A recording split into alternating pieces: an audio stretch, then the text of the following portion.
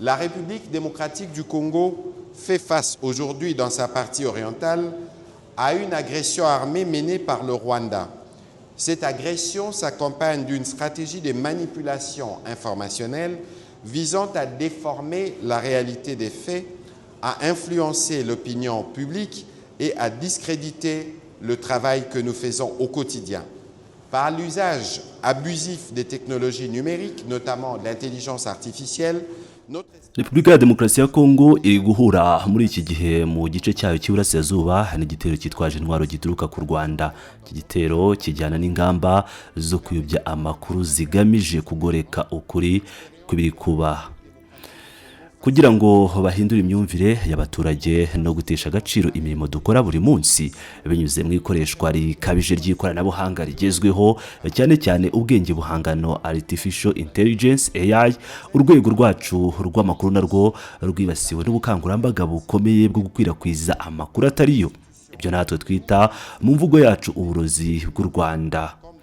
Mureke nsangize muri make ubunararibonye bwa Repubulika Iharanira Demokarasi ya Kongo mu guhangana n'iyi ntambara y'amakuru dushingiye ku kuri nasobanuye haruguru.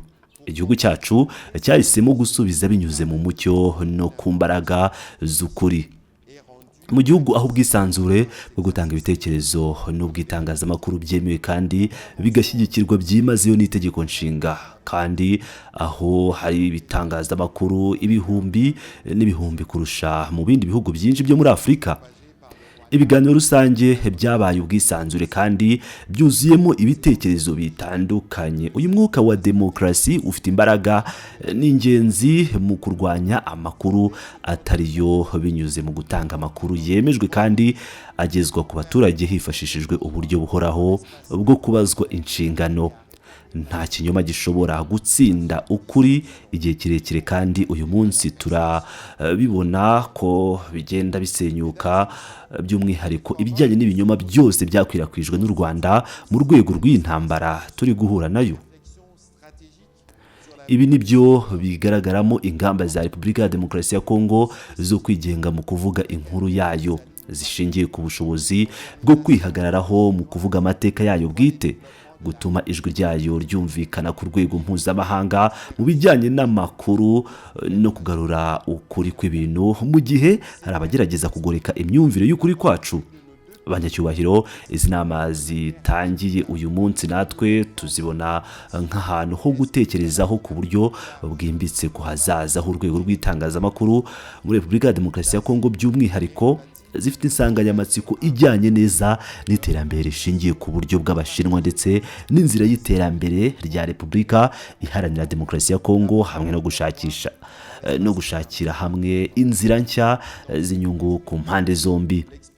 Izi nsanganyamatsiko zigaragaza ubushake bw'ibihugu byombi bwo gushakisha mu buryo bungana inzira nshya z'ubufatanye ziri mu murongo mugari w'ibihugu byiswe Sud Globale, bigizwe n'ibihugu byo muri Afurika, Aziya na Amerika y'Amajyepfo, bikaba biharanira kongera imikoranire, gusangira ubunararibonye mu iterambere no gutuma amajwi yabyo arushaho kumvikana ku rwego mpuzamahanga mu bijyanye n'amakuru. Ni muri urwo rwego ubunararibonye bw'Ubushinwa bugaragara nk'icyitegererezo cy'abakinnyi bakomeye muri iyo Sud Globale, bukerekana inzira y'iterambere ishingiye cyane cyane kwihindura amatwara mu ikoranabuhanga no guteza imbere ubushobozi bw'itangazamakuru. Iyi nama iduhurije hamwe uyu munsi iri mu murongo w'iyo mikoranire mu itangazamakuru, itanga amahirwe yo gukomeza gushimangira ubufatanye hagati y'inzego n'itangazamakuru, cyane cyane ibigo by'igihugu by'itangazamakuru byo mu bihugu byombi, gusuzuma impinduka z'ikoranabuhanga zigenda zihindura uburyo amakuru atunganywa nuko akwirakwizwa, no kureba amahirwe atangwa n'ikoranabuhanga rishya, cyane cyane ubwenge buhangano AI. Ibiganiro biri gukorwa muri izi nzego bizafasha kumenya neza amahirwe atangwa n'iri koranabuhanga, hanakazwa kurinda ukuri n'ubunyangamugayo bw'amakuru mu rwego rw'ubufatanye bufitiye inyungu impande zombi, bugamije iterambere n'itangazamakuru rifite inshingano. Ndashaka no kugaragaza ko no muri Nzeri y'umwaka ushize nagize amahirwe yo kwitabira mu Bushinwa inama ikomeye yateguwe na Minisiteri y'Itangazamakuru y'Ubushinwa. yibanze ku buryo ibihugu byo muri side globale byakwifatira inkuru zabyo. Muri iyo nama nari ndi kumwe n'umuyobozi mukuru wa RTNC kandi twabonye umwanya wo gusangiza ubunararibonye bwacu mu kwigenga mu kuvuga inkuru yacu ku ntumwa zaturutse mu bihugu bigera kuri 60 byo muri Afurika y'Amajyepfo, Aziya ndetse na Afurika. Aha rero nyakubahwa ambasaderi ni umwanya wo kongera gushimira politike y'Ubushinwa yo gufungura amarembo yaduhaye amahirwe, harimo no kudusangiza uburyo bw'ikoranabuhanga budufasha uyu munsi kugendana n'ibihe byo mu kinyejana cya 21. Banyacyubahiro abitabiriye inama, uretse kungurana ibitekerezo no gutekereza hamwe, izi nama zigomba no gutanga ibisubizo bifatika. Imirimo iri gukorwa igomba kuganisha ku gutegura umurongo ngenderwaho w'ubufatanye mu itangazamakuru hagati ya Repubulika Iharanira Demokarasi ya Kongo n'Ubushinwa. Uyu murongo ngenderwaho ugomba gutuma habaho imikoranire irambye hagati y'ibigo by'itangazamakuru n'ihererekanyamakuru, ugateza imbere ibikorwa byanditswe bikorerwa hamwe co-production, kandi ugashyigikira ikwirakwizwa ry'amakuru aringaniye kandi afite inshingano. Ikigo cy'igihugu gishinzwe amakuru muri Congo, Agence Congolaise de Presse, nicyo kigo cy'ingenzi gitanga amakuru ya leta. Muri urwo rwego nshaka gutumira ibigo by'Abashinwa n'Abanyekongo bifatanyije mu gushyira mu bikorwa ubufatanye bwacu bw'ingenzi kurushaho gukoresha serivisi z'iki kigo kiri mu nzira yo kuvugururwa, cyane cyane binyuze mu kwiyandikisha ku makuru gitanga. Ibi ni ingenzi cyane mu kongera icyizere n'ubwizerwe mu itumanaho ry'inzego za leta n'ubukungu. Banyacyubahiro abanyamakuru, inshingano mufite irenze cyane gutangaza amakuru gusa. Mufite uruhare mu kubaka imyumvire y'abaturage, atari abo mu gihugu gusa ahubwo n'abadukurikirira ahandi. Mufasha abantu gusobanukirwa n'impinduka ziri kuba ku isi, kandi mufite uruhare rukomeye mu biganiro hagati y'ibihugu no guteza imbere amahoro mu isi y'amakuru igenda irushaho kubigoye.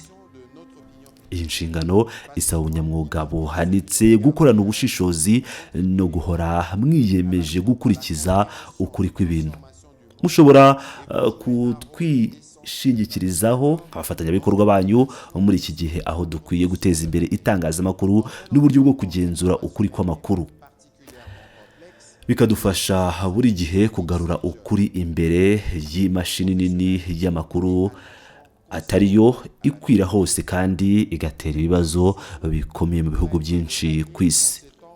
Mbere yo gusoza ijambo ryanjye, ndifuza gushimira abateguye inama ndetse no kuzirikana umuhate w'abakorera mu kigo cy'itangazamakuru cy'Ubushinwa no mu kigo cy'igihugu cy'itangazamakuru cya Kongo kubwo gutuma iyi mirimo igenda neza kandi igatera intambwe igaragara mu mubano hagati ya Repubulika ya Demokarasi ya Kongo n'Ubushinwa. Nanone muri uwo murongo sinabura gushimira nyakubahwa ambasaderi ku mbaraga zanyu, nubwo icyo gihe mutari mwakageze i Kinshasa gutangira imirimo yanyu, mwari mwatangiye kutugaragariza ubushake bukomeye bwo kurushaho gushimangira umubano, haba mu rwego rw'ubukungu ndetse no mu rwego rw'itangazamakuru hagati y'igihugu cyanyu Ubushinwa na Repubulika Iharanira Demokarasi ya Kongo. Ndashaka kubabwira ko mu gushimangira ubufatanye hagati y'ikigo cy'igihugu cy'itangazamakuru cya Kongo n'ikigo Chine Nouvelle, tuba tumaze gushyiraho imfatiro z'ubufatanye bw'ingenzi mu bijyanye n'amakuru dukurikije ubushake bwagaragajwe n'abakuru b'ibihugu byacu byombi. Ibi bizafasha kurushaho kumenyekanisha sosiyete zacu no kurushaho kwegeranya abaturage bacu. Uruhare rugaragara rwafashwe n'umunyamabanga wa leta ushinzwe ubutabera n'abandi bagize guverinoma ndetse n'abandi banyacyubahiro bitabiriye inama, rugaragaza uko duha agaciro gakomeye iterambere ry'umubano w'ibihugu byacu byombi. Iyi nama iba intangiriro y'ubufatanye burambye bushingiye ku bunyamwuga, ku nshingano no ku gushakira ukuri buri gihe. ubufatanye bufasha abaturage bacu kumenyana kurushaho, bugateza imbere ibiganiro mpuzamahanga biringaniye ndetse bugafasha kuvumbura isi aho Repubulika ya Demokarasi ya Kongo n'Ubushinwa bizaba byigenga mu kuvuga inkuru zabyo. Muri aya magambo ndatangaza ku mugaragaro ko iyi nama ihuza Repubulika Iharanira Demokarasi ya Kongo n'Ubushinwa ifunguye. Murakoze. Plus équilibré et à la découverte d'un monde où la République démocratique du Congo et la République populaire de Chine seront maîtres de leur récit.